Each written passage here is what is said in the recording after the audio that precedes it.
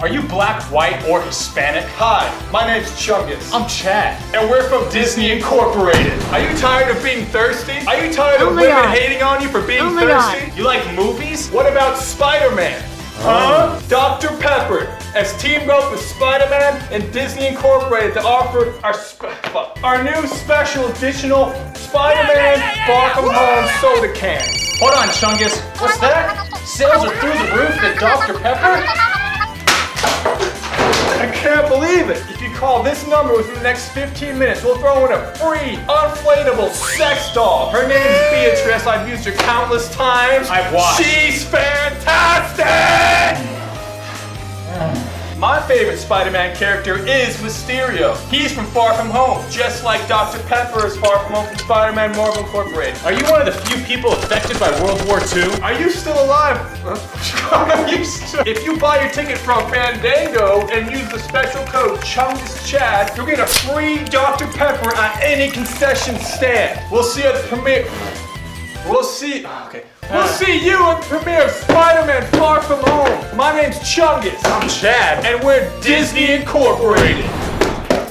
We just saw Far From Home. Finally, it's been a while. We're back though. Sorry, my fault. It's gonna be a spoiler review. We'll let you know when it's spoiler time. I didn't think this movie would be so much worse than Homecoming. What are you fucking doing to my favorite character? You're not. The intro, how it tries to like explain Endgame, when it just like makes it into like a joke. Like, Every serious, dark aspect the Marvel Universe tries to create, within 1 or 2 movies, they turn it into a laughing stock. in terms of like acting and all that stuff, technical things, it's all the same. We got the same director, which was nice, have that consistency, but nothing's really improved in terms of acting, in terms of script, cinematography. It's all very much the same. We're mediocre, you know. None of that was really terrible. No. You got Mysterio here, the better parts of the film. But if you know who Mysterio is, you know who Mysterio is. If you've looked up his character on Wikipedia for 5 seconds, you could have guessed this entire movie. And the movie doesn't really take that many risks. It tries to tie into other Marvel movies, but it's so choppy. It's so stupid that you're just like, this feels so ham-fisted. You know, at least it was in camera for a lot of the time. It wasn't as shaky or cut, but the action itself was so bland. It was all CG. I think this movie has some of the most CG I've seen in an MCU movie in recent memory. Like, how many shots of Spider-Man was actually practical? I think like 5%. So it was like watching a video game that didn't even look as good as any of the scenes from the PS4 Spider-Man game. That's expected at this point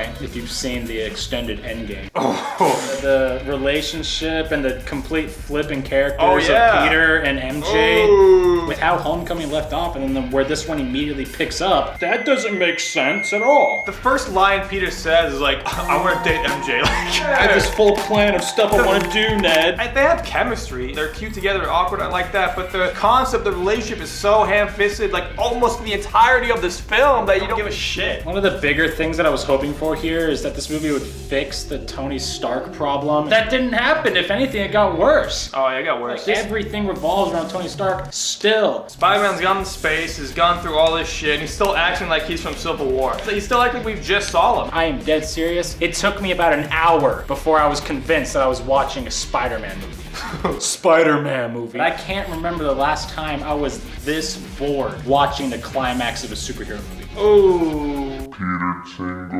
It comes out of nowhere, and again, it's so half-assed. Like he doesn't have it, and then at the end, he gets in the climax. It's just a fat fucking plot convenience. Yeah, Happy tells him, "Get it back, okay?" And then, okay.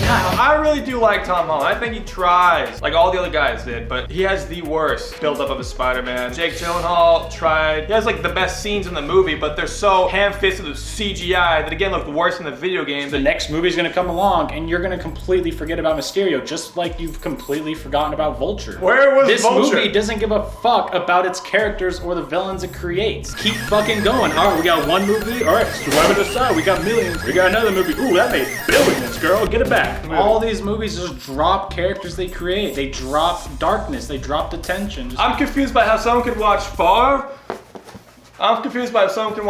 From Home and be like, this was one of the best Spider-Man movies ever. How can you say that? Send us a link of what you guys are taking that we aren't, so we can start enjoying movies again. Go Web, go!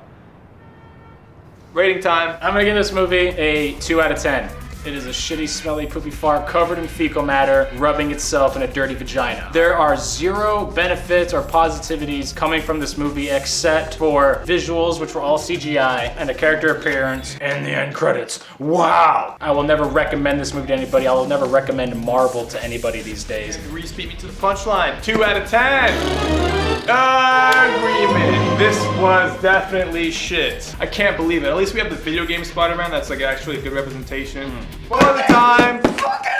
Spoilers. You know your movie sucks, asshole, when all people talk about are the end credit scenes. You know J.K. Simmons is back, but as like an Alex Jones? I understand they're doing like a more modern thing. If you're gonna make it that obvious, because you know J.K. Simmons, just give him the same haircut, the same cigar, just make him the same character when you're gonna be that obvious about it. So now the whole world knows Peter Parker's Spider-Man. You know, they started with Homecoming with Aunt May, which by the way, she didn't give a fuck about. Like, don't forget your suit! Did she even ever say like, be careful in any scene? She never acted like an actual aunt. She was like a band manager for this guy. I guess I'm curious to see how they're gonna play off everyone knowing. It just seems like another ploy to get people back into the next sequel because it's like, what are they gonna do with it? The ending kiss with Peter and MJ was just stupid. And don't say it was supposed to be cringy and awkward. Like, no, that was just an ugly fucking kiss. The location, the build-up, the execution, everything was shit. Zendaya shows up like after running like 2 miles back to Peter, just beautiful, just no sweat. Carrying a mace. There's also like almost like a final swing in this movie, and it's the worst swinging sequence I've seen. Phone shots and like the CG was terrible. They tried to do like the GoPro shots from Amazing Spider-Man 2, but like with 1/8 of the care. It is unbelievable how bad the CGI is continuing to get. The grip that Marvel has on the character and the audience, this isn't gonna change. We'll probably die, and Tom Holland is probably gonna still be making Spider-Man movies. Yeah. Mysterio, you know, when his sequences with Peter, the illusions was definitely the best parts of the movie, but the CG, it was all CG. There's no practical effects going on in these scenes. They're still cool, I guess, in comparison to the rest of the fucking film. That's it, everyone. Sorry we're late. We'll see you guys later. Thank you. Bye.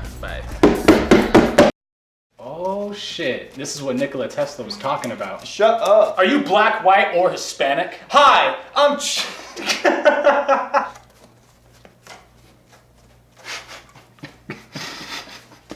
Go fuck yourself.